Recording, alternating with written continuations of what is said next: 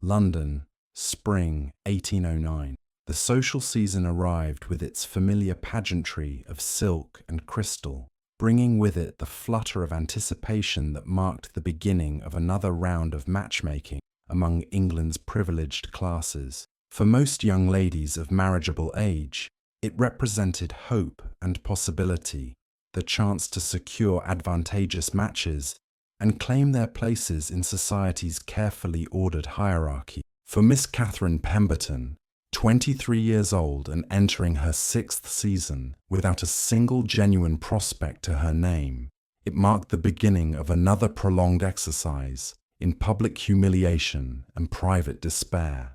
The ballroom at Ashford House glittered with the cold magnificence that only old money could produce, crystal chandeliers reflecting off jewels that adorned throats and wrists, casting dancing light across silk gowns in every imaginable shade.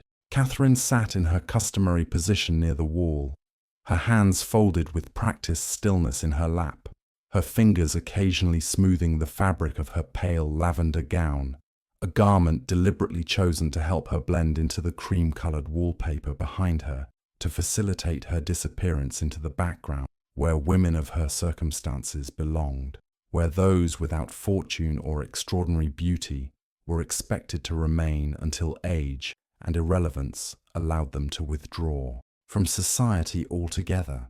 At 23, Catherine understood with devastating clarity that she had become precisely what her mother most feared, a permanent fixture at society's edges, neither young enough to inspire romantic interest nor wealthy enough to compensate for her fading bloom with the promise of substantial dowry. She had perfected the art of stillness over 5 brutal seasons, had learned to occupy space without claiming it, to sit with perfect posture and pleasant expression, while her heart slowly calcified with accumulated disappointment, and her dreams shrank to fit the ever-narrowing confines of her probable future. Her father, Viscount Pemberton, had managed to accomplish what many aristocrats of declining fortunes achieved with depressing regularity: the complete destruction of generational wealth through poor investments in failed shipping ventures, expensive habits he could not curtail even as bills mounted, and a fundamental inability to live within means that decreased annually. The estate that should have provided Catherine's dowry had been mortgaged repeatedly to cover debts that only increased with each attempted solution, their true circumstances known to all who mattered, but politely ignored, as long as the Pembertons continued to present themselves properly. Catherine carried this knowledge like a stone lodged permanently in her chest, understanding that without a dowry she was effectively unmarriageable to any gentleman of decent prospects, that her only realistic hope lay in somehow attracting a man desperate enough or kind enough to overlook her poverty, and that 5 complete seasons of sitting against walls had proven conclusively that such a man did not exist within her social sphere. "Miss Pemberton, would you care for some refreshment?" Mrs. Weatherby's voice interrupted her grim reverie, the older woman's expression carrying that particular combination of genuine kindness and unavoidable pity. "No, thank you," Catherine replied, with the small, carefully calibrated smile she had perfected through countless similar exchanges.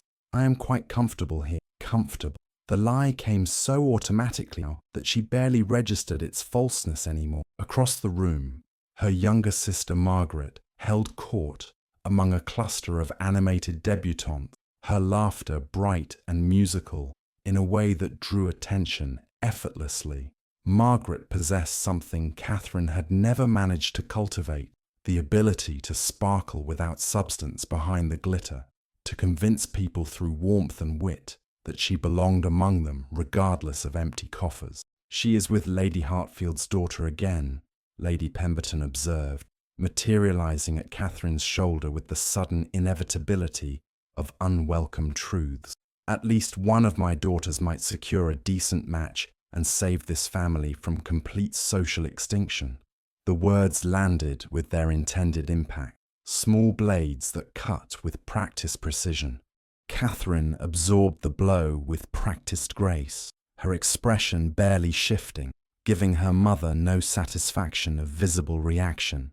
"Margaret has always been fortunate in her friendships," Catherine replied quietly, neither defending herself nor attacking her sister. "You could learn from her example," Lady Pemberton continued, "but I suppose at 23, certain patterns become too firmly established to alter. Certain opportunities have closed permanently." Then she drifted away, leaving Catherine alone once more with her thoughts and the accumulated weight of 5 years' worth of similar exchanges. The orchestra struck up a waltz, and couples began forming on the polished floor. Catherine watched with the detached interest of someone who had long since stopped expecting invitation, her expression carefully neutral. Then something in the room's energy shifted dramatically, conversations faltering mid-sentence, heads turning in unison toward the entrance. Catherine glanced up, more from idle curiosity than any expectation that whatever was occurring might concern her directly.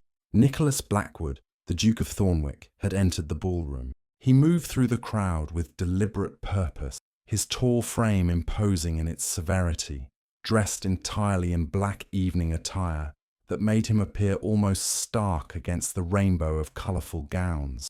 At 32 years old, he represented the absolute pinnacle of eligible bachelorhood, titled, wealthy beyond comprehension, powerful in ways that extended far beyond his formal position. They called him the Raven Duke, a sobriquet derived partly from his dark clothing, but primarily from his reputation for operating in murky spaces between legal and advantageous, for destroying business competitors with surgical precision, for accumulating power through methods that gentlemen did not discuss, but everyone understood were both brilliant and utterly without scruple. Catherine observed him with the detached fascination one might afford a predator glimpsed safely from distance, understanding that men of his caliber inhabited a completely different sphere from her own, that the social distance between a duke at the zenith of power and an impoverished viscount's daughter was insurmountable, until his eyes found hers across the crowded room with the precision of an arrow finding its target. For a suspended moment, their gazes locked with an intensity that felt almost physical. Catherine blinked, broke the connection instinctively, and looked behind her, certain he must be looking at someone else. But there was only pale wallpaper and a potted fern.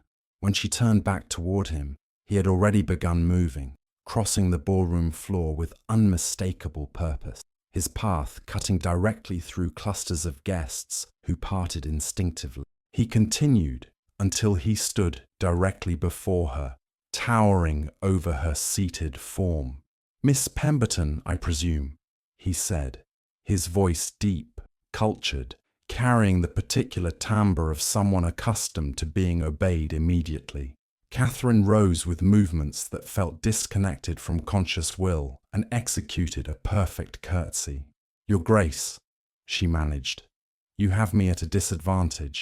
I was not aware we had been previously introduced." His lips curved into something that might generously be termed a smile. "I make it my business to know everyone worth knowing in London society, Miss Pemberton." The statement hung in the air between them, absurd in its implication.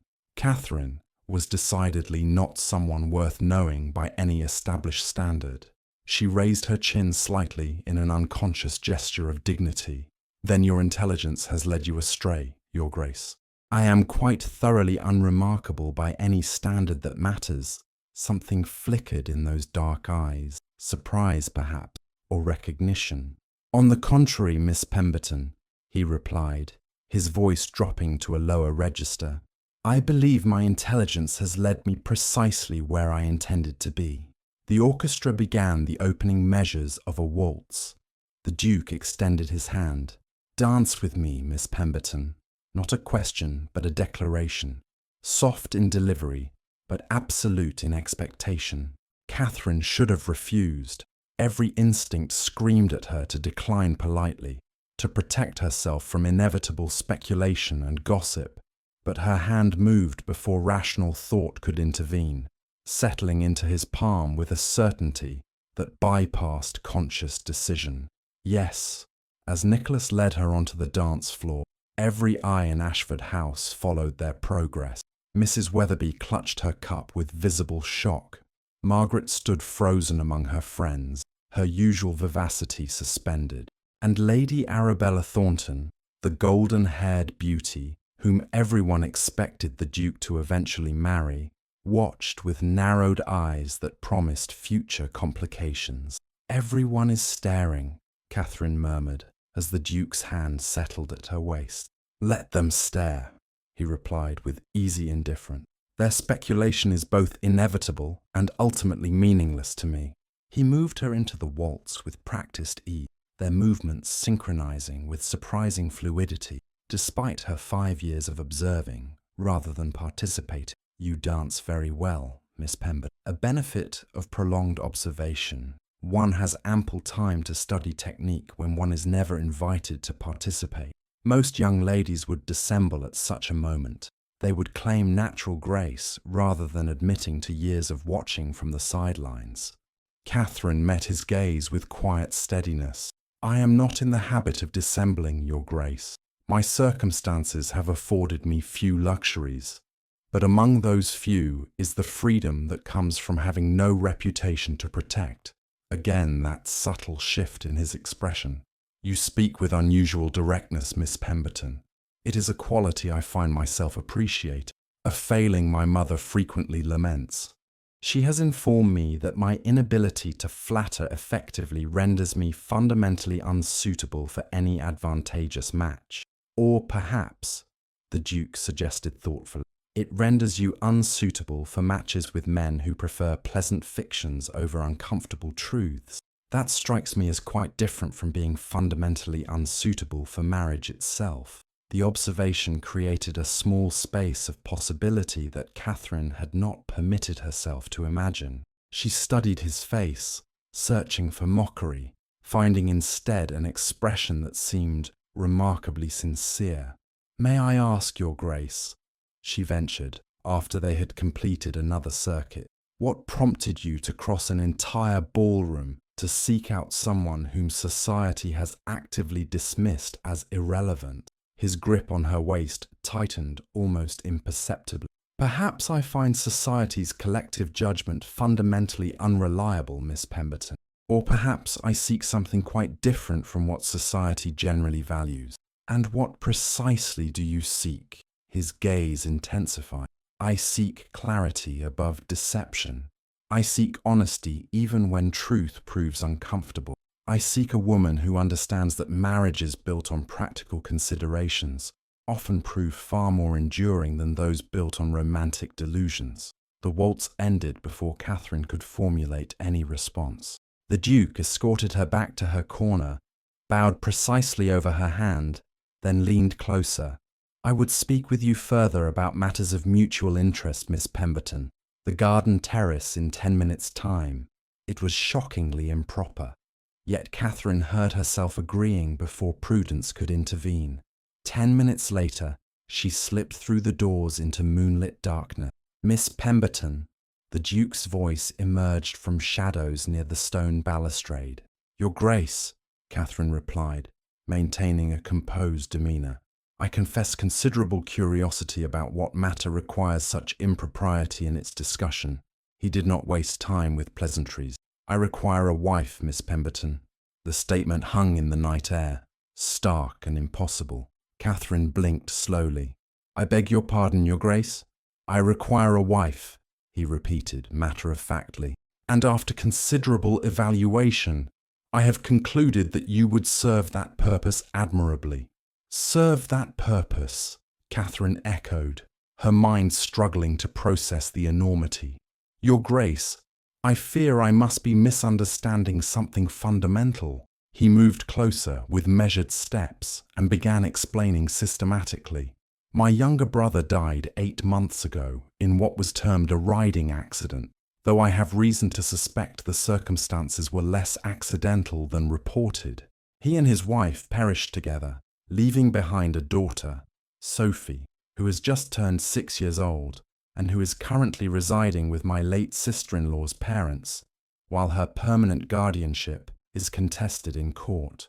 I am deeply sorry for your loss, Your Grace, but I still fail to see how this relates to marriage, or why you would consider me. His jaw tightened almost imperceptibly.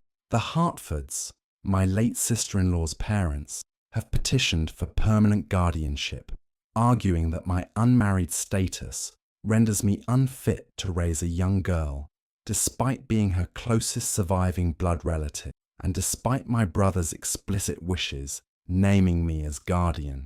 The court hearing is scheduled for approximately 2 months hence. My solicitors advise that presenting myself as a married man would eliminate virtually all uncertainty. Understanding dawned cold and clarifying. You need a wife not because you desire marriage, but because marriage will strengthen your claim to your niece's guardianship. Precisely. I need to appear settled and appropriate by the court's standards. A duchess would accomplish that purpose definitively. But surely Lady Arabella Thornton has made her interest abundantly clear. Her substantial dowry alone. I have no interest whatsoever in Lady Arabella, he stated flatly, nor in any woman who seeks primarily the title I can offer. What I require is a practical woman who can enter this marriage with clear eyes and realistic expectations, someone who harbors no romantic illusions. And you believe I fit that description because I have no other prospect, because my lack of fortune makes me desperate enough to accept whatever offer presents itself. She stated it as fact, without particular bitterness, simply acknowledging reality. I believe you fit that description because you have spent 5 seasons observing society's hypocrisies from its margins, because you speak with uncommon honesty, because your family's financial difficulties make you someone who might actually consider the sort of practical arrangement I am proposing. The brutal candor should have wounded, yet somehow his directness felt almost respectful. What precisely would this arrangement entail? He had clearly anticipated the question. Marriage, conducted with all proper formality. You would become the Duchess of Thornwick, mistress of Ravenscroft Manor in Devon, and of my London residence. Your father's accumulated debts would be settled immediately. Your mother and sister would receive generous annual allowances. Sophie would have a mother figure she desperately needs. He paused. In return, you would provide the respectability necessary to secure Sophie's guardianship. You would fulfill certain social obligations, hosting when necessary, appearing at appropriate functions. But beyond those requirements, your time would be largely your own. A marriage in form but not in substance then. Separate households within the same residences, separate lives conducted in parallel but never truly intersecting. Unless circumstances change sufficiently that both parties mutually agree to alter those terms, he qualified carefully. I cannot perfectly predict the future. What seems appropriate initially might benefit from modification over time as we become better acquainted. Catherine turned toward the balustrade, her hands gripping cold stone. A marriage of pure convenience to a man who saw her primarily as a solution to a legal problem. A man who offered security, position, purpose, but explicitly not love or passion or any romantic elements. Yet what realistic alternative did she possess? 6 more seasons of sitting against walls? Gradual descent into permanent spinsterhood? You need not provide your answer tonight, the Duke said quietly. I will call upon you tomorrow afternoon at 3 o'clock. We can discuss specific terms more thoroughly then. Catherine turned back to face him. And if I refuse your offer, something crossed his feet, disappointment or merely calculation adjusting, then I will be obliged to seek another suitable candidate. Another practical bride who understands that romantic considerations are luxuries neither of us can afford.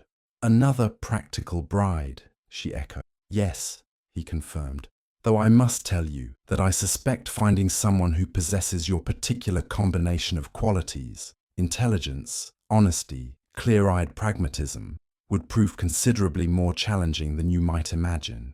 You are, Miss Pemberton, rather more remarkable than you seem to believe yourself to be. Before Catherine could formulate any response, the terrace doors opened suddenly. Light and music spilled into their private space. The Duke stepped away smoothly, re-establishing proper distance. Until tomorrow afternoon then, Miss Pemberton. I trust you will give careful consideration to the matters we have discussed. He bowed precisely and departed, leaving Catherine alone with moonlight and confusion, and a decision that would reshape her entire existence in ways she could not yet comprehend, but which she understood instinctively, would prove either salvation or catastrophe with very little middle ground between those extremes. The following afternoon at precisely 3 o'clock, the Duke of Thornwick arrived at the Pemberton townhouse in Grosvenor Square, his carriage bearing the Blackwood family crest that had caused such excitement among the servants when its approach was first spotted. Catherine received him in the small drawing-room that her mother had frantically prepared that morning after learning of the expected visit. The furniture hastily rearranged to present their diminished circumstances in the most favourable possible light. Fresh flowers procured despite the expense to suggest a prosperity that had long since ceased to exist in any meaningful form. He entered with the same commanding presence he had displayed at the ball, though in the harsh light of afternoon his features appeared somehow less severe, more human, the lines around his eyes suggesting a man who smiled occasionally despite his fearsome reputation, who perhaps possessed depths of feeling he kept carefully concealed behind the cold facade that served him so effectively in business and social negotiations. Miss Pemberton, he acknowledged with a formal bow that was precisely calibrated to demonstrate respect without suggesting excessive familiarity or presuming any outcome to their impending discussion. Your Grace, Catherine replied, her curtsy equally correct, her expression composed despite the nervousness fluttering in her chest like trapped birds seeking escape. They sat across from each other in matching chairs that had been purchased during more prosperous times and which now showed the subtle signs of age and insufficient maintenance that characterized everything in the Pemberton household, and for several moments neither spoke, as though both were simultaneously reluctant to begin this conversation and eager to have it concluded, to move past uncertainty into whatever clarity might emerge from frank discussion of terms and expectation. Finally, the Duke broke the silence with characteristic directness. I assume you have given consideration to my proposal, Miss Pemberton. Have you reached any conclusions about whether the arrangement I outlined might prove acceptable to you, or do you require additional information before making your determination? Catherine took a steadying breath, calling upon the same composure that had sustained her through 5 seasons of public humiliation, and met his gaze with the honesty he claimed to value above all other qualities. I have indeed given your proposal considerable thought, Your Grace. I would be less than honest if I claimed that the material advantages you offer are not profoundly appealing to someone in my circumstances. The security you propose for my family alone would represent transformation beyond anything I had dared to hope might occur within my lifetime. She paused, gathering courage to speak the more difficult truths that needed acknowledgement before any agreement could be reached.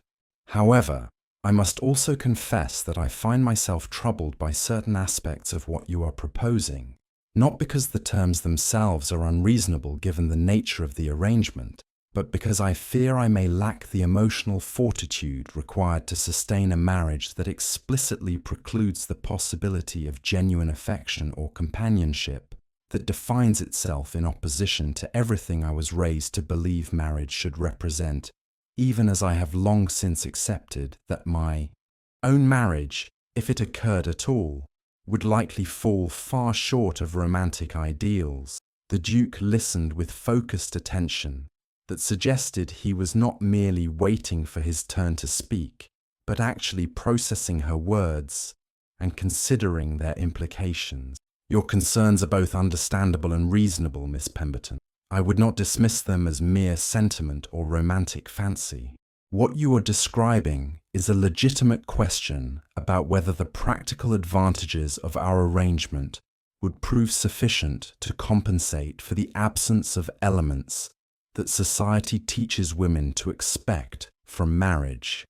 Elements I am being honest in acknowledging I cannot provide at this time and may never be capable of providing, given my temperament and the deliberate emotional distance I have cultivated over many years. He leaned forward slightly, his expression serious but not unkind. However, I would ask you to consider whether the alternative, continued dependence on relatives' charity, watching your sister marry while you yourself fade into permanent spinsterhood, would prove emotionally easier to sustain than a marriage that provides security and purpose, even if it cannot provide passion or romance.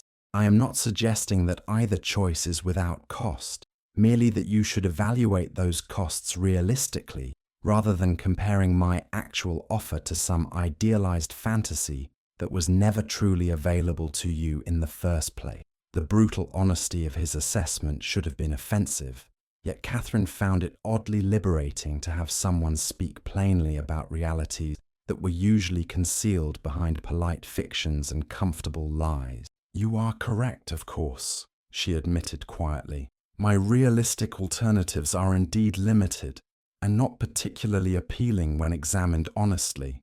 But before I can commit to accepting your proposal, I need to understand more clearly what my daily existence would look like as your Duchess. What specifically you would expect from me beyond merely existing as your wife in legal documents, and what sort of relationship, if any, you envision developing between us over time as we navigate this arrangement together." The Duke nodded as though he had anticipated these questions and had prepared thoughtful responses. "Your primary responsibility would be serving as mother figure to Sophie, my niece, who is currently 6 years old and who has experienced tremendous upheaval in her young life. She is a quiet, serious child who has withdrawn significantly since her parents' deaths, and I believe she desperately needs the sort of gentle female guidance and consistent maternal presence that I cannot provide, regardless of how much I care for her welfare. Beyond that, you would manage the household at Ravenscroft Manor, which has been without a proper mistress for many years, and which requires considerable attention to restore it to the sort of welcoming environment that Sophie needs and deserves." He paused, seeming to choose his next words carefully. "As for what sort of relationship might develop between us, I genuinely cannot predict with any certainty. I am not by nature a warm or emotionally expressive man, Miss Pemberton. I have spent years deliberately cultivating distance as protection against the sort of vulnerability that destroyed my father after my mother's death. However, I am also not entirely without capacity for change or growth, and I find myself surprisingly comfortable in your presence in ways I did not anticipate when I first identified you as a potential solution to my predicament. Whether that comfort might eventually develop into something approaching genuine regard, or even affection, I cannot promise, but neither can I rule it out entirely as impossible." Catherine absorbed this response, weighing the honesty of his uncertainty against the false promises that might have been more comforting, but ultimately less trustworthy. "And the physical aspects of our marriage, Your Grace. I assume you will require an heir eventually, which would necessitate certain intimacies that your description of separate households seems designed to avoid." A faint colour rose in the Duke's normally pale cheeks, the first visible sign of discomfort he had displayed during their entire acquaintance. "I had not intended to address that particular subject so directly, Miss Pemberton, but since you have raised it with admirable frankness, I will respond in kind. Yes, I would hope eventually to have children of my own beyond Sophie, though I see no urgency in that matter given that my younger brother's death has already demonstrated the fragility of dynastic planning. Should you agree to marry me, I would propose that we allow considerable time to pass before addressing such intimate matters, permitting us both to become more comfortable with each other before attempting the sort of physical relationship that requires at minimum mutual respect and ideally something approaching trust or affection. He met her gaze directly, his expression serious. "I give you my word that I would never force such intimacy upon you, would never demand compliance with marital obligations before you felt ready to accept them, and would approach the entire matter with as much consideration and gentleness as I am capable of demonstrating, which I acknowledge may not be substantial, but which I assure you is genuine." The promise, delivered with such evident sincerity, despite his obvious discomfort with the topic, touched something in Catherine that she had thought long since deadened by disappointment and resignation. This man, for all his cold reputation and calculated approach to marriage, possessed at least some fundamental decency, some basic respect for her as a person, rather than merely as means to his ends. "Very well, Your Grace," she said, the decision crystallizing even as she spoke the words that would alter her fate irreversibly. "I accept your proposal. I will marry you and do my utmost to be the Duchess you require and the mother figure Sophie needs, and I will hope that perhaps over time we might discover whether circumstance and proximity can create something approaching companionship, even if it never achieves the romantic ideal I have abandoned as unrealistic fantasy." Something flickered across the Duke's features. Relief, certainly, but perhaps also something warmer, something that suggested he understood the magnitude of the leap of faith she was taking by accepting his offer, despite all the obvious risks and uncertainties it entailed. "Thank you, Miss Pemberton," he said quietly, and for the first time his voice carried genuine emotion rather than merely strategic calculation. "I will do everything within my power to ensure you never regret the trust you're placing in me today, even if I cannot promise to be the husband you might have chosen under different circumstances." He rose and extended his hand, and when Catherine placed her fingers in his palm, he raised them to his lips in a gesture that was simultaneously formal and somehow intimate, a promise sealed with traditional courtesy that nevertheless felt weighted with significance neither of them could yet fully comprehend. The wedding took place 3 weeks later in a small chapel in Mayfair, attended by minimal family and a handful of witnesses required by law rather than by any genuine celebration or social gathering. Catherine wore a cream silk gown that the Duke had commissioned from London's finest modiste, the garment both expensive and beautiful, but somehow impersonal, as though it had been designed for a stranger rather than for her specifically. She stood at the altar beside a man she barely knew, a man whose reputation inspired fear in most who encountered him, and repeated vows that felt more like signing a business contract than making sacred promises, words that bound them legally without creating any genuine emotional connection or mutual understanding beyond the practical terms they had negotiated so carefully in the Pemberton drawing room. Nicholas's voice as he recited his own vows was steady and clear, betraying no emotion beyond determination to fulfill obligations he had undertaken, and when he placed the heavy gold band on her finger, a family heirloom that had belonged to his grandmother and which felt cold against her skin, his touch was brief, impersonal, efficient, conveying nothing beyond minimum courtesy required by the ceremony and social expectations. The wedding breakfast that followed was a stilted affair of forced conversation and knowing glances from guests who understood precisely what sort of marriage this was, what cold calculations had brought these two people together in a union that everyone recognized as strategic alliance rather than romantic union. Catherine smiled until her face ached from the effort and said all the proper things while feeling utterly alone, despite being surrounded by people, despite having just acquired the title of Duchess and the security she had desired so desperately during 5 seasons of watching her prospects evaporate entirely. When the last guest finally departed and dusk settled over London like a grey shroud, Catherine found herself in the Duchess's chambers at the Thornwick London residence. Her chambers now, though they felt no more hers than a hotel room might, decorated in impersonal elegance that revealed nothing of the previous occupant, and made no accommodation for her own preferences or personality. A lady's maid, she had never met before, helped her change from her wedding gown into a nightdress of fine lawn, and then departed with murmured wishes for her happiness that rang hollow given the circumstances. Everyone understood, but no one acknowledged directly. Catherine sat alone in this beautiful room that felt like a prison despite its luxury, and waited with growing dread for what would come next, for the physical consummation that society and law both expected, despite Nicholas's promises about allowing time and building comfort for addressing such intimate matters.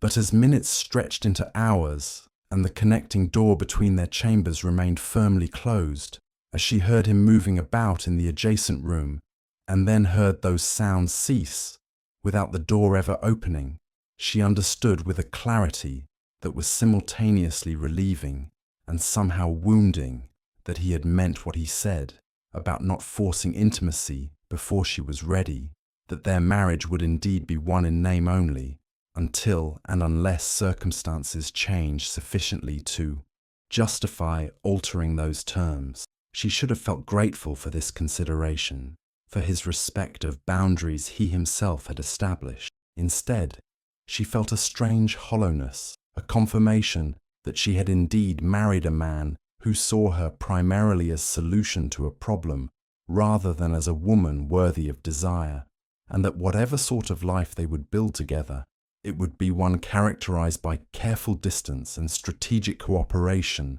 rather than any genuine warmth or spontaneous affection.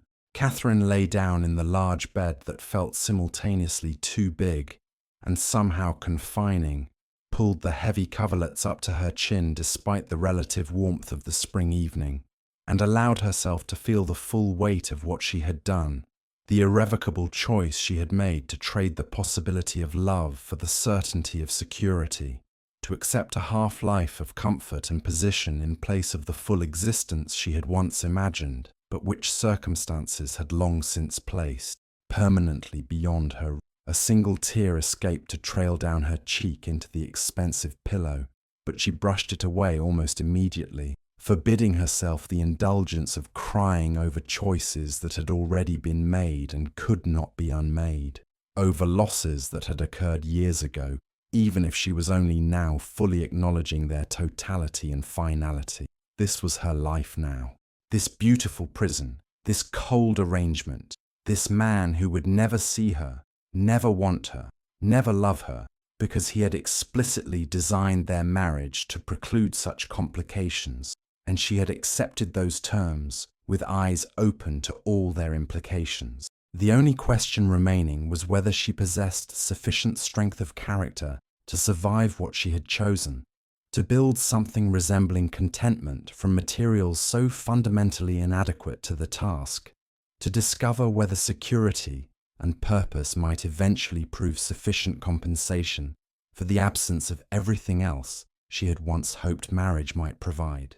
The journey to Ravenscroft Manor in Devon took 3 days by carriage, 3 days during which Catherine and Nicholas maintained the careful distance that had characterized their brief acquaintance, and even briefer marriage, sharing meals at posting inns with polite conversation that never ventured beyond safe topics like weather and road conditions, occupying opposite corners of the carriage during travel with books or correspondence, providing acceptable excuse for avoiding more substantive interaction.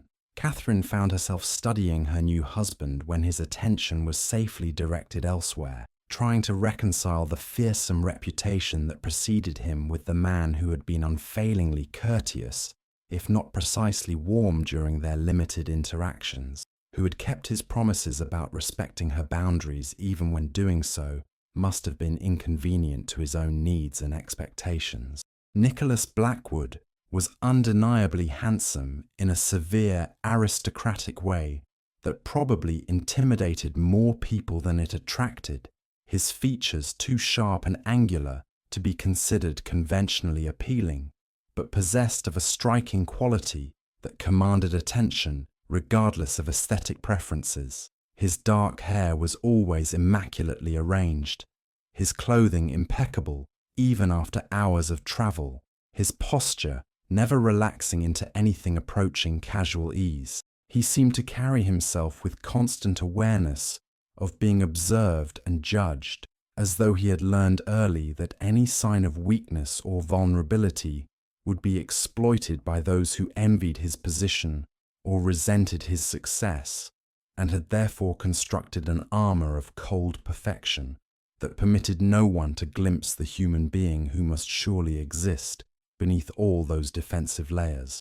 On the afternoon of the third day, the carriage crested a hill, and Ravenscroft Manor came into view, sprawling across the Devon countryside like something from a Gothic novel, all grey stone and mullioned windows, ancient towers and more recent additions creating architectural history written in masonry and slate.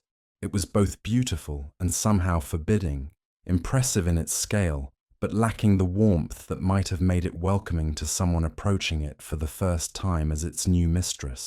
"It's quite imposing," Catherine ventured, breaking the silence that had persisted for the past hour. "It has stood for 4 centuries, Nicholas," his voice carrying a note of pride, despite his usual emotional restraint. "My family has held these lands since before the Tudor monarchs, has survived civil wars and political upheavals through careful management and strategic alliances. I hope you will come to see it as home, rather than merely as an impressive pile of old stone, though I acknowledge that may take considerable time given its current condition and atmosphere."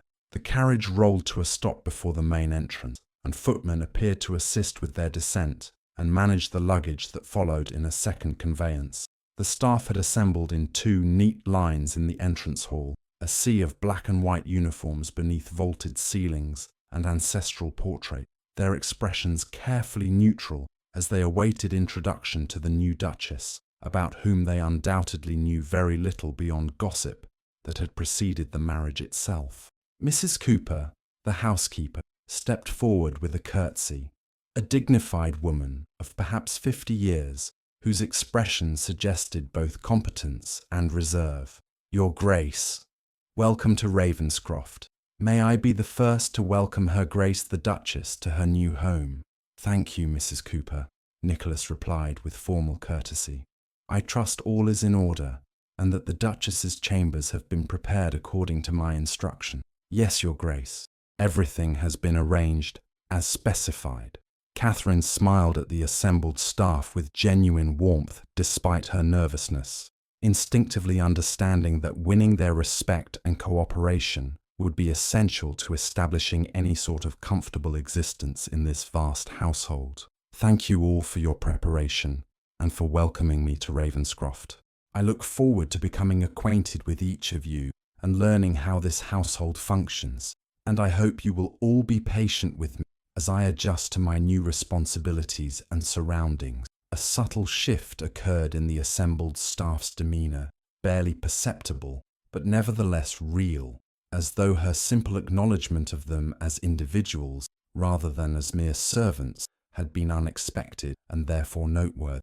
Mrs. Cooper's expression softened almost imperceptibly, and when she offered to conduct Catherine on a tour of the house, there was genuine warmth in her voice, rather than mere professional courtesy.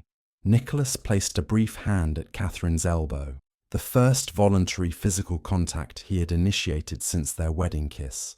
"Mrs. Cooper will show you to your chambers and answer whatever questions you might have about household arrangements. I must attend to some business matters that have accumulated during my absence, but I will join you for dinner at 7, if that is acceptable." "Of course, Your Grace," Catherine replied, still feeling strange addressing him so formally despite being married to him, despite sharing his name and his title, even if they shared little else of substance. He departed down a corridor with the swift, purposeful stride that characterized all his movements, leaving Catherine to follow Mrs. Cooper up a grand staircase and through passages that seemed to multiply endlessly, creating a labyrinth of rooms and corridors that would require weeks to navigate confidently. The Duchess's suite proved to be a revelation, a series of rooms decorated in soft blues and creams that felt both elegant and surprisingly personal, as though someone had given considerable thought to creating spaces that would be welcoming rather than merely impressive. The sitting room opened into a bedchamber of understated luxury, and beyond that lay a dressing room and a bathing chamber with modern plumbing that represented considerable expense and forward-thinking modernization, unusual in houses of this age, and traditional character. His Grace oversaw all the preparations personally, Mrs. Cooper informed her, with a note of what might have been approval in her usually reserved voice. Most unusual for a gentleman to take such interest in domestic arrangements, but he was quite specific about certain details, particularly regarding the books he selected for your sitting room and the view from the windows which he felt you would appreciate. Catherine moved to the windows in question and found herself looking out over formal gardens that gave way to wilder parkland, and beyond that, rolling Devon hills that stretched to the horizon in shades of green and gold beneath the late afternoon sun. It was breathtakingly beautiful in a way that suggested someone had indeed given thought to what might please her specifically, had perhaps remembered her mentioning during one of their brief conversations a preference for natural landscapes over manicured formality. After Mrs. Cooper departed, promising to return later to help her dress for dinner, Catherine explored her new domain more thoroughly, running her fingers over the spines of books on the sitting room shelves, and discovering with surprised pleasure that they included several titles she had mentioned during their carriage journey, novels and poetry collections that Nicholas must have arranged to have delivered and shelved before their arrival, despite the impossibility of the timeline unless he had sent ahead instructions immediately after their conversations. The realization that he had been paying such close attention, that he had made effort to please her in these small ways, even while maintaining emotional distance in larger matters, created a confusing tangle of emotions she was not quite ready to examine too closely. The dinner that evening was served in a smaller, more intimate dining room than the grand formal space Catherine had glimpsed during her tour. Just the two of them seated at one end of a table that could easily have accommodated 20, but which felt almost cozy in its current arrangement.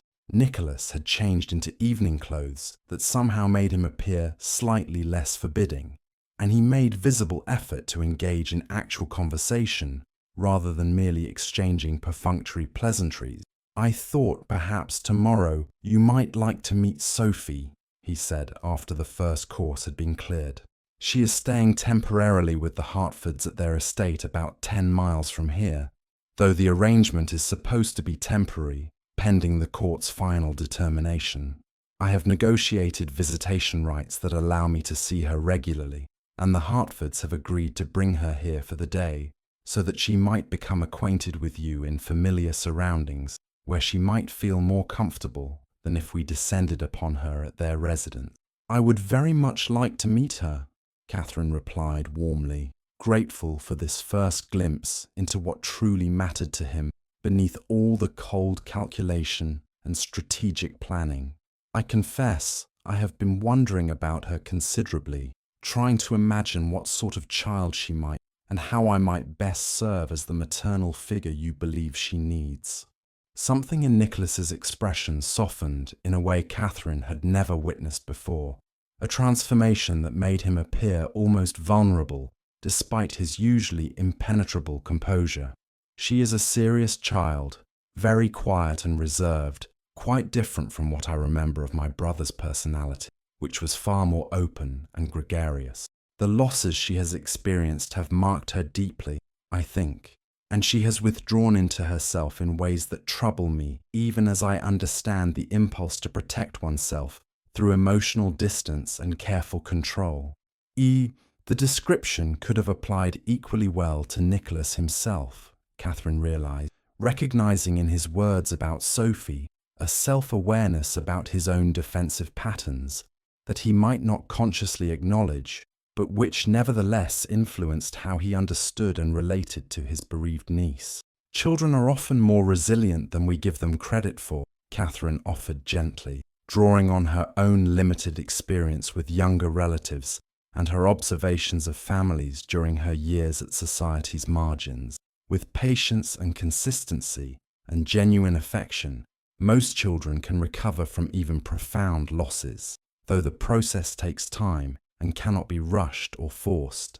I will do my very best to earn Sophie's trust and provide whatever support and guidance she needs, though I make no promises about transforming her overnight or accomplishing miracles that more experienced mothers might struggle to achieve. Nicholas studied her face with an intensity that made her slightly uncomfortable, as though he was searching for something specific that he hoped to find but feared might be absent. I believe you will do remarkably well with Sophie, Catherine. You possess a gentleness and patience that I lack entirely, a capacity for genuine warmth that seems to come naturally to you despite the disappointments and difficulties you have experienced. She needs someone who can show her that vulnerability is not weakness, that opening one's heart despite the risk of future pain is ultimately preferable to living behind walls that keep everyone safely distant, but which also prevent any meaningful connection or genuine joy. The observation was the most personal thing he had said to her since their marriage, the closest he had come to acknowledging that his own emotional limitations might represent losses rather than merely strategic advantages, and Catherine found herself deeply moved by this rare glimpse of self-awareness, and what might even be a desire for something different from the careful distance he had cultivated so deliberately. Perhaps, she said quietly, emboldened by the intimacy of the moment and the unusual openness he was displaying, Sophie is not the only one who might benefit from learning that vulnerability can be strength rather than weakness, that walls which protect also imprison, that connection requires risk, but offers rewards that isolation can never provide. Their eyes met across the dinner table, and something passed between them that had not existed before, a recognition of shared understanding, or perhaps merely acknowledgement of possibility, a crack in the careful edifice he had constructed around himself that might eventually widen into something approaching accessibility if circumstances and courage both proved adequate to the challenge. Then Nicholas looked away, the shutters descending once more over his expression, though perhaps not quite as completely as before, perhaps leaving a small opening through which future intimacy might eventually emerge if patience and persistence proved sufficient to overcome years of deliberate self-protection. The rest of the dinner passed in more comfortable silence than had characterized their previous meals together, a silence that felt almost companionable rather than merely awkward, suggesting that perhaps they had taken some small first step toward becoming something more than merely legal spouses sharing residence, but nothing of deeper substance. Sophie arrived the following morning in the company of Lord and Lady Hertford, her maternal grandparents who regarded Nicholas with barely concealed hostility, and Catherine with suspicion that bordered on contempt, clearly viewing this sudden marriage as nothing more than strategic maneuver designed to strengthen his legal claim, rather than as genuine attempt to create stable home environment for their bereaved granddaughter. The child herself was small for 6 years old, with dark hair and solemn grey eyes that reminded Catherine painfully of Nicholas, and she stood very still and very quiet when introduced to her new aunt, her hands clasped tightly before her, and her expression carefully neutral in ways that no 6-year-old should have already learned to perfect. "Sophie, this is the Duchess of Thornwick, your Uncle Nicholas's wife," Lady Hertford said, with emphasis that made the title sound almost accusatory. "You must curtsy properly and address her as Your Grace at all times." The child performed a perfect curtsy that spoke of extensive training and probably harsh correction for any imperfection, then whispered in a voice barely audible, "Good morning, Your Grace." Catherine's heart broke a little at this display of fearful perfection, This 6-year-old who had already learned that safety lay in flawless obedience and careful control of all spontaneous impulses. She knelt down despite Lady Hertford's visible disapproval of such informal behaviour, bringing herself to Sophie's eye level rather than towering over her in ways that must be intimidating to such a small person. "I am very pleased to meet you, Sophie," she said warmly, keeping her voice gentle and her movements slow to avoid startling this wary child. "Your uncle has told me so much about you, and I have been very much looking forward to becoming acquainted. I hope perhaps we might spend some time together today getting to know one another, and perhaps you might show me your favourite parts of Ravenscroft's gardens, which I am told are quite beautiful, though I have not yet had the opportunity to explore them properly." Sophie glanced up at her grandmother as though seeking permission to respond directly, and when Lady Hertford gave a curt nod, the child murmured, "Yes, Your Grace, I would like that." Nicholas, who had been observing this interaction with unusual intensity, stepped forward with an expression that had softened dramatically from his usual severe demeanour. "Hello, little. I have missed you terribly since last we met." The transformation in Sophie was immediate and heartbreaking in its totality. Her careful composure crumbled as she flung herself into Nicholas's arms with desperate force, her small body trembling with emotion she had clearly been holding rigidly controlled until this moment of perceived safety. "Uncle Nicholas, I have missed you too. Grandmother says I must not cry because crying is unbecoming, but I have wanted to cry every night because I miss Mama and Papa, and I miss you when you are not permitted to visit." He held her close with surprising tenderness, one large hand cradling the back of her head with careful protectiveness that revealed depths of feeling he never displayed in other contexts. His own eyes suspiciously bright as he murmured reassurances into her hair. "I know, sweetheart, I miss them too, every single day, but you are very brave and very strong, and we will get through this difficult time together. I promise you that." Lady Hertford cleared her throat pointedly, her disapproval of this emotional display evident in her pinched expression and rigid posture. "Sophie, you must remember your manners. Ladies do not make spectacles of themselves with unseemly displays of emotion. Your Uncle Nicholas is busy and important, and you must not burden him with your childish feelings." Catherine felt anger rising in her chest at this cruel admonition, at this attempt to shame a grieving 6-year-old for seeking comfort from one of her few remaining family members, and she spoke before considering whether intervention was wise or welcome. "On the contrary, Lady Hart, I believe grief is a burden that becomes lighter when shared rather than heavier when suppressed. Sophie is a child who has lost both parents in tragic circumstance, and she should be permitted, indeed encouraged, to express her feelings, rather than being trained to hide them as though they were something shameful rather than natural and entirely appropriate to her situation." The older woman's face flushed with angry colour, her expression suggesting that Catherine had just committed a serious breach of etiquette, or perhaps even declared war through this defence of Sophie's emotional needs.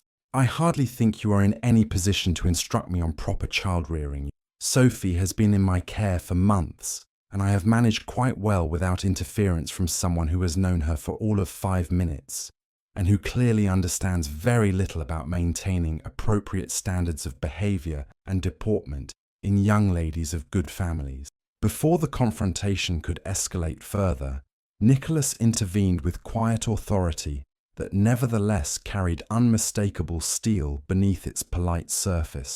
"I appreciate your efforts on Sophie's behalf, Lady Hertford, and I do not doubt your good intentions or your genuine affection for your granddaughter. However, Catherine speaks with wisdom on this matter, and I would ask that you consider modifying your approach to allow Sophie more freedom in expressing the entirely natural grief she continues to process. Children are not small adults who can be expected to maintain constant emotional control, and requiring such perfection from someone so young strikes me as both unrealistic and potentially harmful to her long-term well-being. The remainder of the visit passed with strained civility, Lady Hertford maintaining icy distance while her husband, a quieter man who seemed less hostile toward Nicholas than his wife, made awkward attempts at conversation that did little to ease the obvious tension.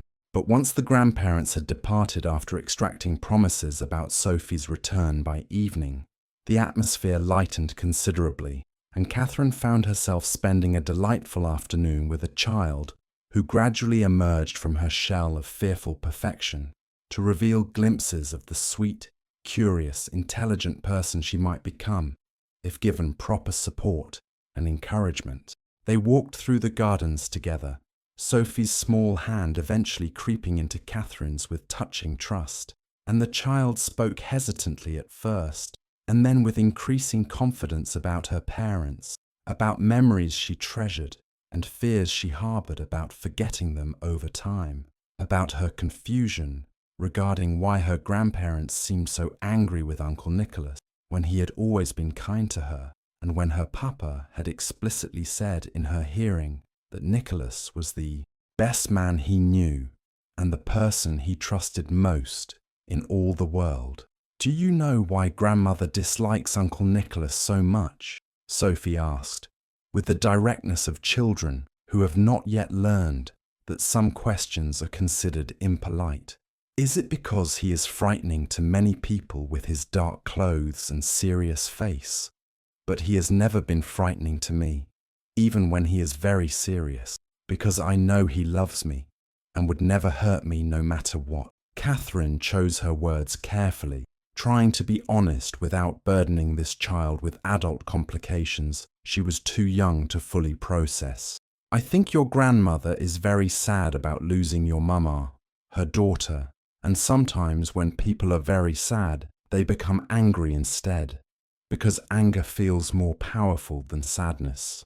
And perhaps she worries that if you live with Uncle Nicholas, she will see you less often and miss you terribly, which makes her afraid, and that fear comes out as anger toward him, even though he has done nothing wrong and only wants what is best for you." Sophie considered this explanation seriously, her young face thoughtful in ways that suggested she was processing far more than most 6-year-olds might comprehend about adult emotions and motivation. "But if Uncle Nicholas is married to you now, and you are kind and good, does that mean I will be able to live at Ravenscroft and see you both every day instead of only sometimes when grandmother permits visits?" "That is what we hope, sweetheart," Catherine replied, not wanting to make promises that the courts might yet prevent from being fulfilled. "There will be a hearing in a few weeks, where very important people will decide what arrangement is best for you, and we are hoping they will agree that living here with Uncle Nicholas and me would be good for you. But whatever happens, I want you to know that we both care about you very much, and will do everything possible to ensure you are happy and safe and loved." When Nicholas found them later sitting together on a garden bench, Sophie chattering animatedly about flowers she recognized and birds she could identify by their songs, something in his expression shifted profoundly, a warmth entering his eyes that Catherine had never witnessed before, as though he was seeing something he had not quite dared to hope might be possible. He joined them on the bench, Sophie immediately snuggling against his side with complete trust and obvious affection, and for a brief moment they sat together like an actual family rather than like strategic alliance assembled to satisfy legal requirements, and Catherine felt a dangerous flutter of hope that perhaps this arrangement she had entered so reluctantly might eventually offer more than mere security and purpose, might provide glimpses of genuine connection and even happiness if they were all brave enough to risk believing in possibilities that none of them had expected to find. The weeks that followed established patterns that would define Catherine's new life at Ravenscroft. Sophie visited regularly, each encounter deepening the bond between aunt and niece until the child would run to Catherine with the same enthusiasm she displayed toward Nicholas, would seek her out for comfort and guidance with touching trust. Nicholas began joining Catherine for morning walks through the gardens and grounds, their conversations gradually deepening beyond polite pleasantries to encompass actual exchange of ideas and opinions, discovery of shared interests, and complementary perspectives on matters ranging from estate management to literature to social obligations they would need to fulfill once they returned to London for the court proceedings. He remained emotionally reserved in many ways, his defences too deeply entrenched to dismantle quickly or completely. But Catherine began to glimpse the man beneath the fearsome reputation, someone who possessed dry wit that emerged occasionally in unexpected observations, someone who valued intelligence and integrity above social convention, someone who listened when she spoke and seemed to genuinely consider her thoughts rather than merely tolerating them as polite necessity. He had begun seeking her opinions on estate matters and household decisions, deferring to her judgment on domestic arrangements and accepting her suggestions about improvements that might make Ravenscroft feel more welcoming without challenging his authority or making him feel diminished by acknowledging her competence.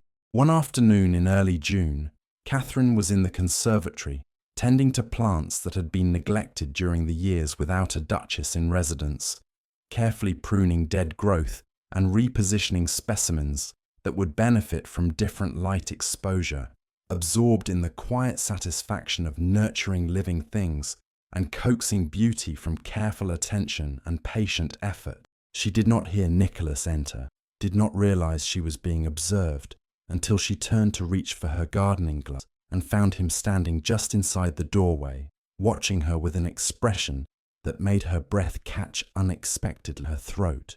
"You have made a remarkable transformation here," he said quietly, gesturing to the conservatory which had indeed changed dramatically under her care. Plants that had been dying now flourishing, spaces that had felt abandoned now alive with colour and careful organisation. My mother loved this room, spent hours here tending orchids and exotic specimens my father would import for.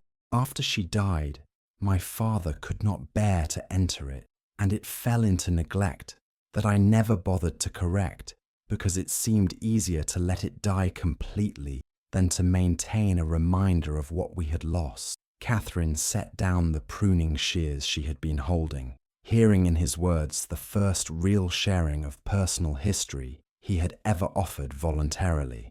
"It must have been terribly difficult, losing your mother when you were so young. Such losses shape us in ways we often do not fully recognize until much later."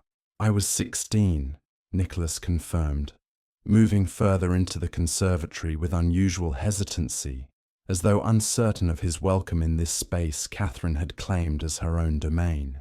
Old enough to understand the finality, but young enough to still desperately need her guidance and presence. "My father, he never recovered, never learned to function properly again.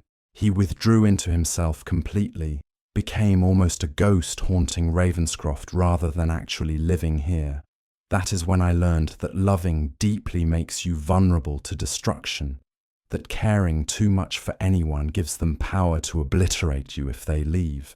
And I decided then that I would never permit myself such vulnerability and would never care enough about anyone to be destroyed by their loss."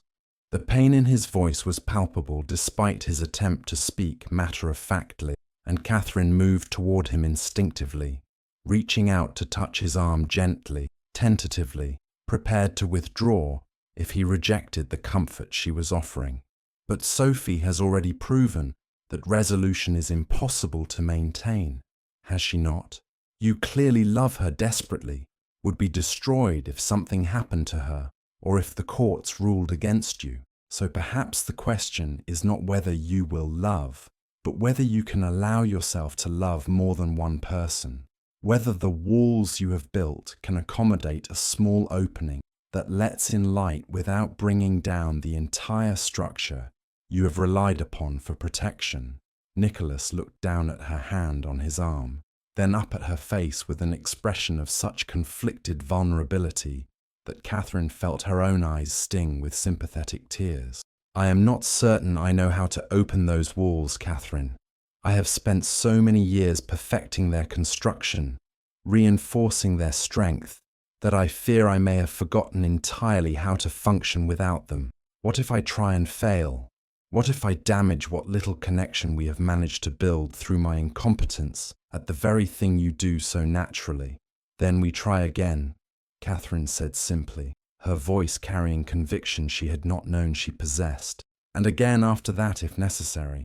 Learning to trust and to love is a process, not an event, and there is no shame in taking small steps rather than enormous leaps, in proceeding carefully rather than rushing into territory that feels dangerous and unfamiliar. She paused, gathering courage to speak a truth she had been afraid to acknowledge even to herself.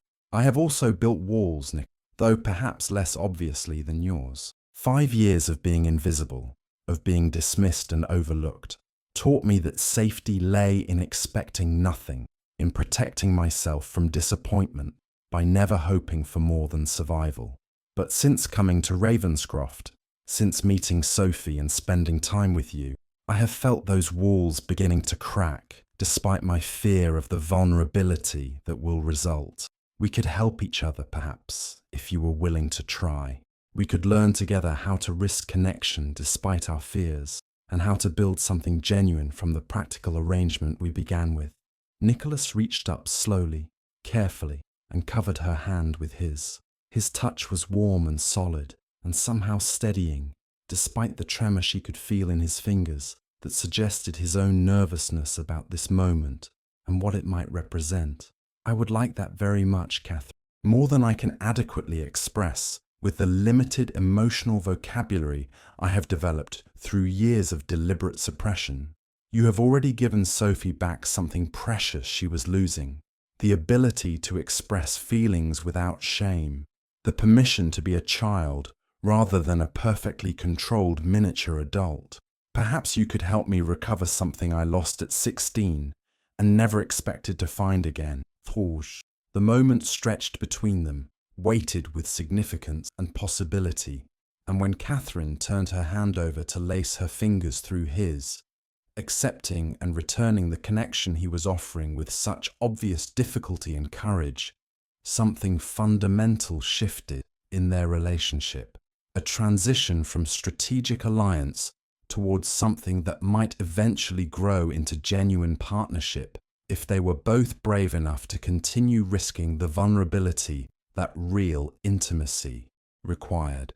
The court hearing took place on a sweltering July day in a London courtroom that felt oppressively formal and intimidating, despite, or perhaps because of, its impressive architecture and legal gravitas. Catherine sat beside Nicholas in the front row of spectator seating, both of them dressed in conservative finery that had been carefully selected to present exactly the right image of stability and respectability, and watched as their solicitors and the Hertford's legal team argued about Sophie's future, as though the child were abstract legal problem rather than actual person whose happiness and well-being hung in the balance.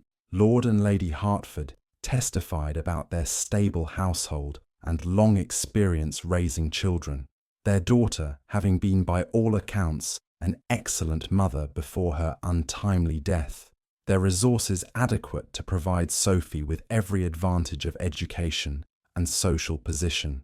They described Nicholas as volatile and dangerous, a man whose business dealings bordered on unethical, whose fearsome reputation made him unsuitable guardian for impressionable young girls, who needed gentle guidance and feminine influence rather than harsh discipline and cold calculation. Then Nicholas took the stand and testified with quiet dignity about his love for his brother and determination to honour George's explicit wishes regarding Sophie's guardianship, about the preparations he had made to create proper home environment, including marrying specifically to provide the maternal figure that courts might require, about his commitment to Sophie's welfare above all other considerations. He spoke of Catherine's remarkable patience and natural affinity with children, describing how Sophie had blossomed in her presence, how the child had begun laughing again and displaying spontaneity that had been suppressed under the Hertford's well-intentioned but overly strict supervision. Catherine herself was called to testify about her understanding of her responsibilities towards Sophie, her qualifications for serving as mother figure, despite having no children of her own, her commitment to prioritizing the child's needs above her own comfort or convenience.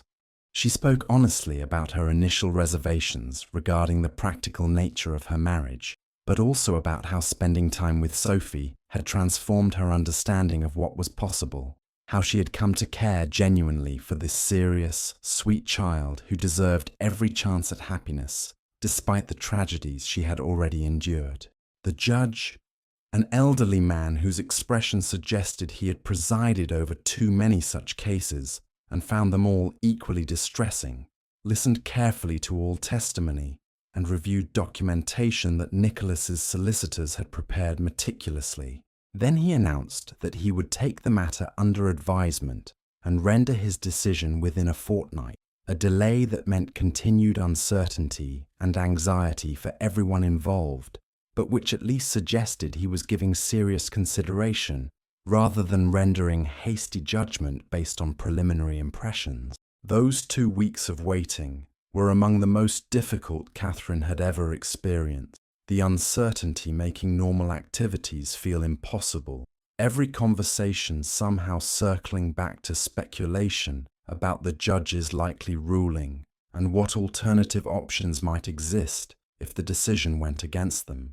Nicholas became increasingly withdrawn, his usual reserve hardening into something approaching a fortress, and Catherine could see him preparing himself emotionally for the possibility of losing Sophie permanently, building walls even higher to protect against devastation he clearly anticipated, despite his best efforts to prevent it.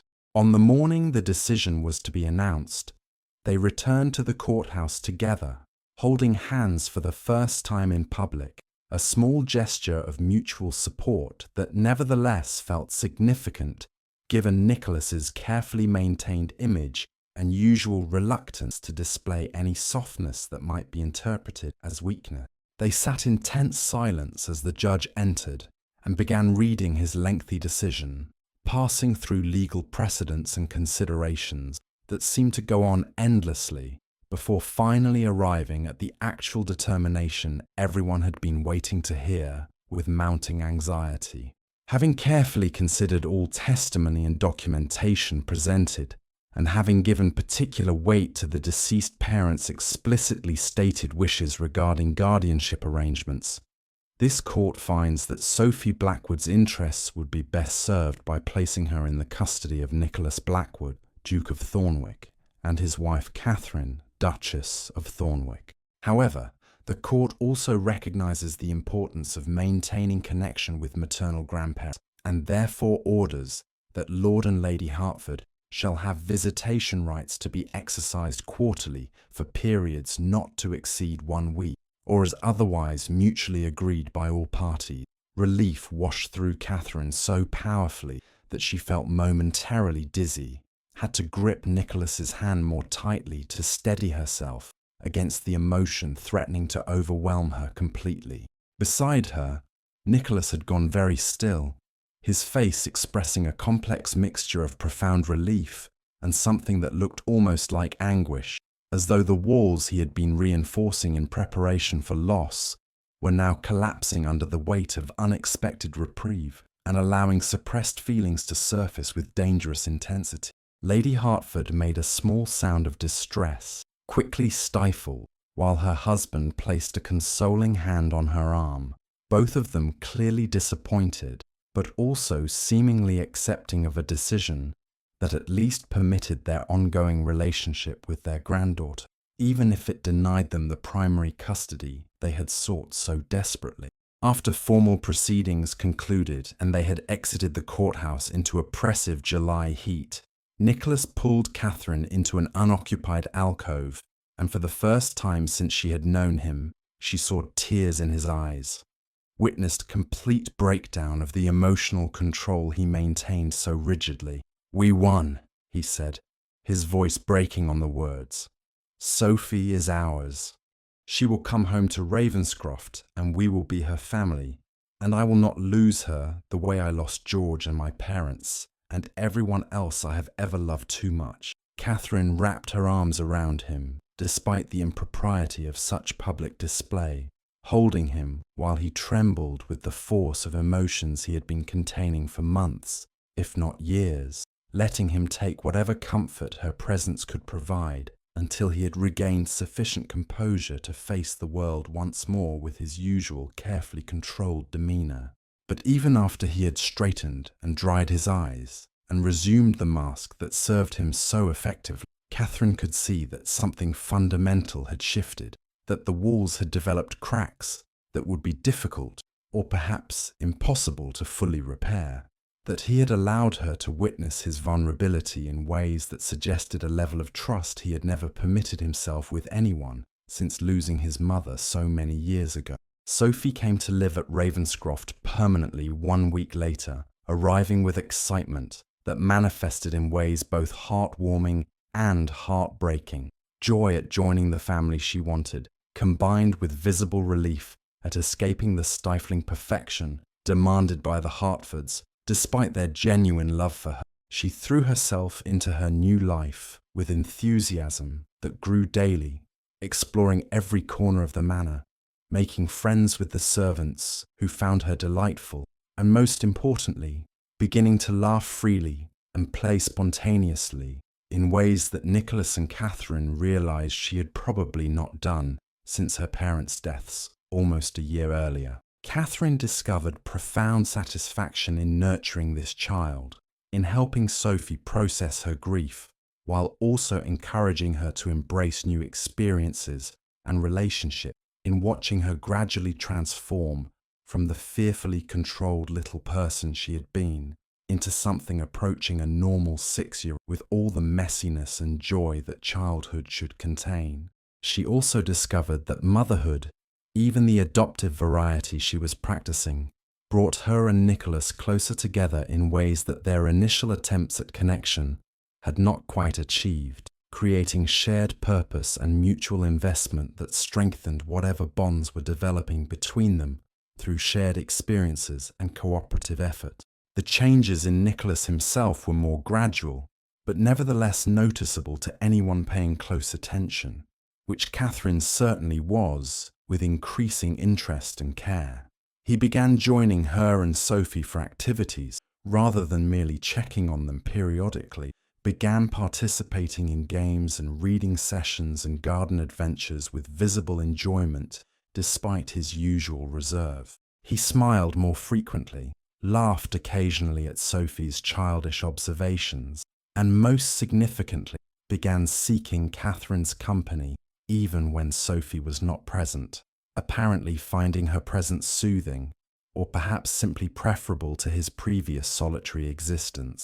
One evening in late September, after Sophie had been tucked into bed with her usual bedtime story, and multiple reassurances that both aunt and uncle would still be there when she woke in the morning, Catherine and Nicholas found themselves alone in the library, where they had fallen into the habit of spending evenings reading companionably, or discussing estate matters, or simply existing together in comfortable silence that no longer felt awkward or forced.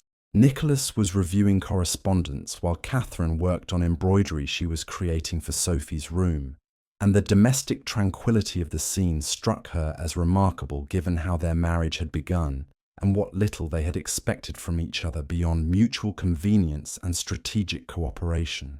"Catherine," Nicholas said suddenly, setting aside his letters with unusual abruptness, "I need to tell you something that I should perhaps have said weeks or even months ago, but which I was afraid to acknowledge even to myself, let alone speak aloud to you." Catherine looked up from her needlework, her heart suddenly beating faster in response to the intensity in his voice and expression. "What is it, Nicholas? You are beginning to concern me."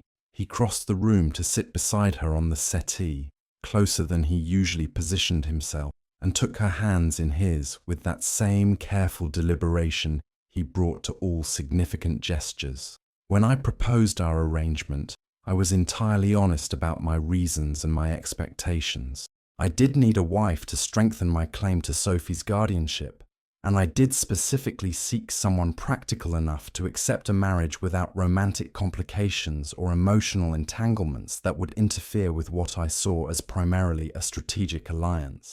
I thought I could maintain that distance indefinitely, could keep you safely categorized as a convenient solution rather than as an actual person I might come to care about beyond our functional relationship. He paused, his grip on her hands tightening, as though he feared she might withdraw them. But I have discovered, to my surprise and considerable alarm, that I have failed spectacularly at maintaining that distance.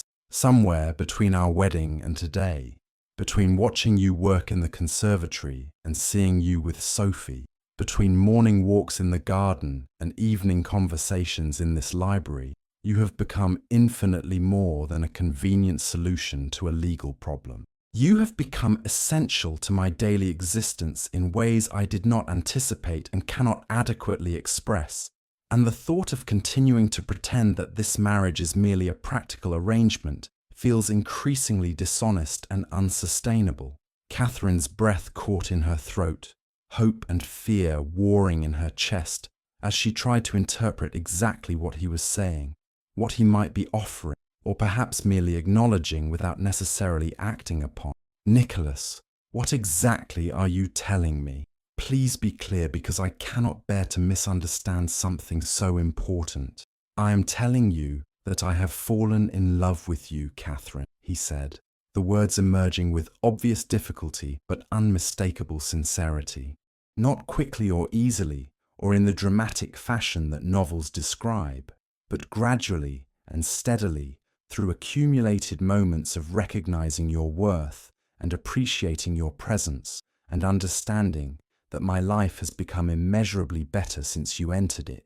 I am asking whether you might consider transforming our arrangement into an actual marriage in every sense, whether you could imagine feeling something beyond mere contentment or resigned acceptance toward the man who brought you here under such calculated and unromantic circumstances.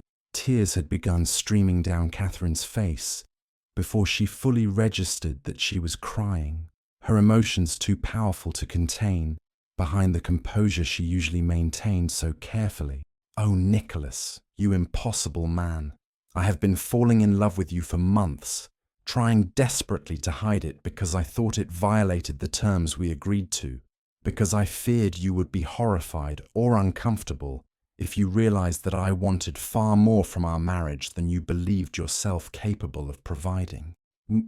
The relief that flooded his expression was so profound, it was almost painful to witness, and when he pulled her into his arms with far less restraint than he had ever displayed, when he held her as though she was precious and essential and beloved rather than merely convenient or useful, Catherine felt the last of her own defensive walls crumble entirely, felt herself surrendering to the vulnerability she had feared, but which now felt like liberation rather than danger. "I love you," Nicholas whispered, repeating the words as though testing how they felt, as though reassuring himself that speaking them aloud had not caused disaster or rejection. "I love you and Sophie, and I want our family to be real in every sense, rather than merely strategic fiction we present to courts and society. I want to be the husband you deserve, rather than merely the one you accepted out of necessity." "You already are," Catherine assured him, pulling back enough to see his face, to witness the vulnerability and hope and love that he was no longer trying to conceal behind cold masks and careful control. "You have been becoming that person gradually since we married, and I have watched that transformation with more joy than I thought possible, given how we began. Our arrangement may have been practical, but what we have built from it is anything but practical. It is extraordinary and unexpected, and more than I ever dreamed possible. When I sat alone at ballrooms for 5 seasons believing I would never be seen by anyone who mattered. When he kissed her then, it was nothing like the perfunctory brush of lips at their wedding ceremony, nothing like the careful distance they had maintained throughout months of living together. It was thorough and passionate, and full of months' worth of suppressed longing, a promise of intimacy to come and acknowledgement of connection that already existed, a claiming and a surrender happening simultaneously as they finally permitted themselves to feel and express everything they had been denying since the night they met on Ashford House Terrace and changed each other's lives forever. The remainder of that evening was spent in Catherine's chambers, where Nicholas came through the connecting door that had remained closed since their wedding night, where they finally consummated their marriage with all the tenderness and passion that the relationship had been building toward, through months of gradual transformation from strategic arrangement into genuine love. He was gentle and thorough, and attentive in ways that suggested he cared deeply about her pleasure and comfort, and Catherine discovered that physical intimacy with someone she loved was infinitely more meaningful than she had imagined it might be during all those years of wondering what she was missing by remaining unmarried and alone. Afterward, as they lay tangled together in the large bed that had felt lonely every previous night of her residence at Ravenscroft, Nicholas spoke into the darkness about his fears and hopes, about his determination to be worthy of the love she had given him, despite all his emotional limitations and past failure. And Catherine spoke about her own journey from invisible wallflower to beloved Duchess, about gratitude for the practical arrangement that had unexpectedly delivered everything she had stopped believing she could ever have, about hope for a future that now seemed filled with possibility rather than merely adequate survival. "We should tell Sophie," Catherine said drowsily, as sleep began claiming her. "She has been asking pointed questions about why we do not act like the married couples she observes in books. Why we are so formal with each other when people who love each other are supposed to be affectionate." Nicholas laughed quietly, the sound still somewhat unusual from him, but growing more frequent as he learned to express joy without fear of vulnerability. "She is rather perceptive for 6 years old, and I suspect she will be quite insufferable about having correctly identified our feelings before we acknowledge them ourselves. But yes, we should tell her. Perhaps at breakfast tomorrow, when she is most alert and least likely to contain her excitement at the prospect of her family becoming what she has been hoping it would be." And indeed, when they informed Sophie the following morning that Uncle Nicholas and Aunt Catherine had discovered they loved each other and wanted to be a proper family, rather than merely people living in the same house, the child's reaction was everything they might have anticipated and more. She danced around the breakfast table with abandon, declared herself so clever for knowing they belonged together even when they had not, and then climbed into Catherine's lap to whisper seriously that she was very glad to finally have a real mother who loved her Papa Nicholas properly, because that was what he needed most in all the world, even if he had not realized it himself. Sometimes the most meaningful transformations begin with the least romantic foundations. Catherine and Nicholas needed only practical solutions to pressing problems. She required financial security. He required legal respectability. Neither expected love. Neither sought emotional connection. Neither believed themselves capable of or entitled to the sort of profound partnership that transcends practical considerations entirely. Yet from that calculated beginning, they built something extraordinary. Through patience and small acts of kindness, through willingness to risk vulnerability, despite protective walls constructed over years, through recognizing that arranged marriages can become love matches when both parties possess courage to imagine possibilities beyond original. Perhaps you know this truth yourself. Perhaps you understand that the most lasting connections often develop slowly rather than instantly, that choosing someone deliberately can be as valid and valuable as falling for them accidentally, that practical considerations need not preclude passionate feelings if we remain open to transformation and growth. May you find or be the person who sees past society's dismissals to recognize true worth. May you have the courage to risk connection despite protective walls that promise safety but deliver loneliness. May you build something extraordinary from whatever foundations life provides. May you understand that being chosen deliberately, for good reasons carefully considered, can be even more meaningful than being swept away by a romantic impulse that rarely survives reality's sharper edges.